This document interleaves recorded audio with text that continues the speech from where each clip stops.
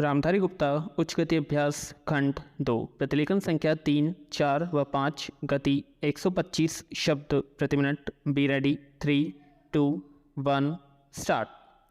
महोदय, आज हमारा गणराज्य दिवस है और भारत जैसे प्राचीन राष्ट्र के इतिहास में 5-7 वर्ष की अवधि एक स्वल्प काल है। आइए अब हम विगत वर्ष की घटनाओं पर नज़र डालें और यह देखें कि विकास के कार्यों और निर्माण योजनाओं की दिशा में हम कहां तक आगे बढ़ सके हैं। पैरा, यदि मुझसे कहा जाए कि बीते वर्ष की घटनाओं का वर्णन मैं एक वाक्य में करूं, तो मैं कहना चाहूँगा कि संविधान में दिए गए निर्देशों के अनुसार हमने समस्त राष्ट्र के साधनों को ऐसे ढंग से जुटाना आरंभ कर दिया है जिससे यह स्पष्ट हो जाता है कि भारत में कल्याणकारी राज्य की स्थापना का श्री गणेश हो चुका है। पिछले वर्षों में हमने जो संकल्प और दावे किए थे, अब वे मूर्तिमान होने लगे हैं। इसलिए अब यह समझना कठिन नहीं है कि राष्ट्र किधर जा रहा है और आगामी 10 या 15 वर्षों में हम किस स्थिति में होंगे।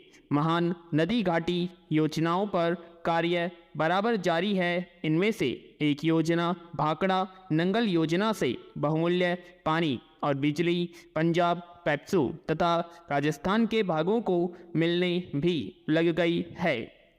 दामोदर घाटी योजना से कुछ समय हुआ बिजली प्राप्त होने लगी थी और हीराकुंड, चंबल तथा दूसरी महान योजनाओं की भांति यह योजना भी यथेष्ट रूप से आगे बढ़ रही है। भाखड़ा नंगल योजना का प्रथम चरण समाप्त होने से अब यह स्पष्ट है कि इन महान योजनाओं के द्वारा देश में कितने महत्वपूर्ण परिवर्तन हो जाएंगे। पैरा, महोदय, कोसी नदी जिसे शोक और दुख का सूचक माना जाता है, इस वर्ष फिर अपने प्रकोप से महान हानि का कारण बनी। अब इस नदी पर काबू पाने और इसकी उपद्रवी लीला समाप्त करने के लिए भी योजना तैयार हो गई है। इस योजना की रूपरेखा तैयार हो चुकी है और निर्माण का काम हाथ में लिया जा चुका है। आशा है इस योजना के निर्माण से बड़े पैमाने पर जनसाधारण को ये सेवाएं उपलब्ध होंगी। जब यह नया परीक्षण सफल होगा तो महान योजनाओं के निर्माण में और भारत की महान जनशक्ति के उपयोग के संबंध में हमारी जानकारी और अनुभव में महत्वपूर्ण वृद्धि होगी। औद्योगिकरण के क्षेत्र में उन्नति, उत्पादन में और अधिक वृद्धि और भारत की प्रति व्यक्ति आय में वृद्धि विचाराधीन वर्ष की कुछ महत्वपूर्ण बातें हैं।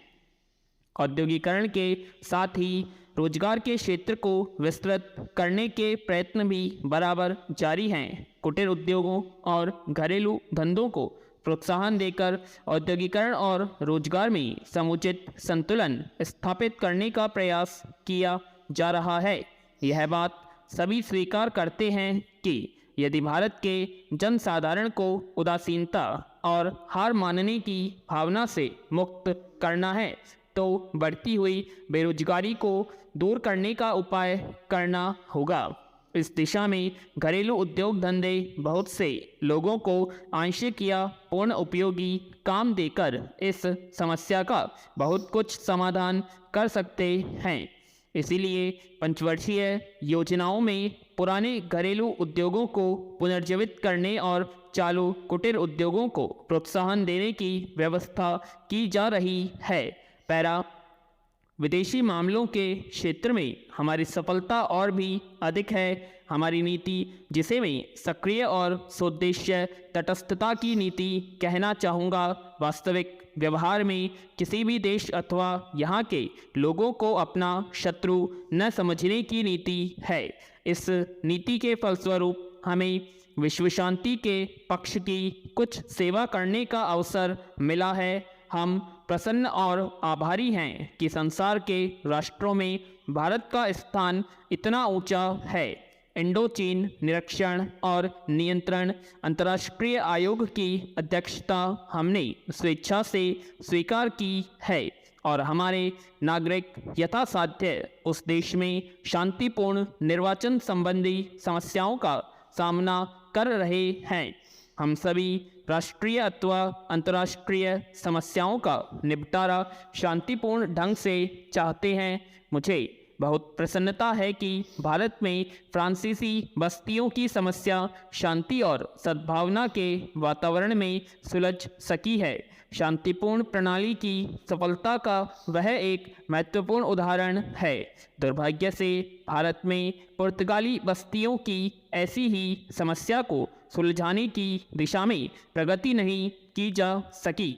मैं आशा करता हूं कि पुर्तगाल इन बस्तियों में रहने वाले लोगों के स्वाधीनता के अधिकार को स्वीकार करेगा और फ्रांस और ब्रिटेन की सरकारों का अनुसरण करेगा। जैसे ही यह वर्ष समाप्त हो रहा है, हम अपने सबसे निकट के पड़ोसी पाकिस्तान के साथ अपने संबंधों में अपने सुखद परिवर्तन देखते हैं। पाकिस्तान के लिए हमारे हृदय में सदैव से पूर्ण सद्भावना और शुभकामनाएं है। पैरा महोदय, बच्चों को जो ज्ञान प्राप्त हो वह अनुभव से प्राप्त हो कि न केवल स्मरण शक्ति पर आश्रित रहकर रटाई द्वारा उन्होंने सोचा था और उच्चतम शिक्षा शास्त्रियों का भी यही विचार है कि इस प्रकार से प्राप्त ज्ञान बच्चों में जागरूकता, कार्यकुशलता, स्वतंत्र भावना पैदा करता है जो इस जीवन के संग्राम में बहुत सहायक हो सकता है। दूसरा मौलिक विचार उनका यह था कि इस प्रकार की शिक्षा इस देश के लिए अनुकूल ही नहीं बल्कि अनिवार्य है। बच्चों से जो कुछ काम कराया जाए वह उत्पादक काम हो और उससे जो कुछ भी पैदा हो उसमें शिक्षा का व्यय यदि पूरा नहीं तो अधिकांश निकल सके, क्योंकि यदि शिक्षा का व्यय दूसरे प्रकार से निकालने का प्रयत्न किया जाएगा तो वह बोझ इतना बड़ा होगा कि शिक्षा सार्वजनिक नहीं बन सकेगी। पिछले वर्षों में जो कुछ भी विचार किया गया था या प्रयोग करके देखा गया उससे जहाँ तक मैं समझता हूँ वही निष्कर्ष निकाला जा सकता है जो पहले सम्मेलन में हुई बहस से निकाला जा सकता था। हमारे शिक्षा शास्त्रियों ने इस पद्धति की अनुकूलता और श्रेष्ठता तो मान ली थी, पर उनकी दृष्टि में इसके द्वारा शिक्षा का व्यय निकालना असंभव ही नहीं अनुचित भी था। प्रयोग से देखा गया है कि इस पद्धति की उपयोगिता है और इससे पूरा नहीं तो अधिकांश व्यय निकाला जा सकता है। यह मैं प्राथमिक और माध्यमिक शिक्षा के संबंध में कह रहा हूँ। पैरा उच्च कोटि की शिक्षा के संबंध में अभी प्रयोग नहीं के बराबर हुआ है, इसलिए उसके संबंध में अभी कुछ भी कहना संभव नहीं है। इतना होते हुए भी हम देखते हैं कि इस पद्धति को उतना प्रोत्साहन नहीं मिला और न इसका उतना प्रचार ही हुआ जितना होना चाहिए था और जितना स्वराज्य प्राप्ति के बाद हम कर सकते थे। इसका कारण जहाँ तक मैं समझता हूँ यही है कि इसकी उपयोगिता प्रमाणित होने पर भी पुरानी पद्धति पर जो आस्था थी वह अभी दूर नहीं हुई है और इसी कारण शिक्षा के काम में जो व्यक्ति लगे हुए हैं उनका न तो इस ओर ध्यान गया है और न उन्होंने इस विषय पर गहराई से चिंतन ही किया है। पैरा आज भी हम इतना ही कह सकते हैं कि इस पद्धति का अभी केवल प्रयोग ही किया जा रहा है।